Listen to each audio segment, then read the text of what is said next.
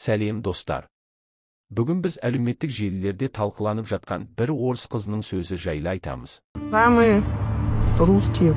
Давайте признаем же, что пословица «Маха с края ничего не знаю», в текущее время она не пойдет. Никаким образом она не поможет ни вам, ни кому вообще. И я хочу попросить всех тех, кто живет в Казахстане, кто Казахстан не любит, вы лучше уедьте, вы здесь не живите. Зачем вы живете в стране, которую вы не любите? Зачем вы говорите гадости про граждан, зовете сюда Путина, еще что-то? Не нужно. Когда вам плохо, уезжайте. Вам же плохо, вы уезжайте. Не мешайте, пожалуйста, жить тем, кому хорошо.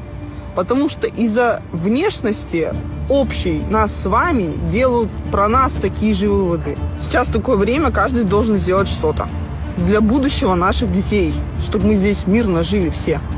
Пожалуйста, не молчим. Кейбір адамдар оны орыстарға қарсы сөйледі деп қабылдады.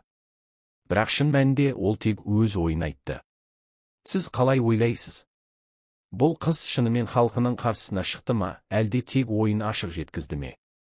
Пікірлеріңізді қалдырыңыз.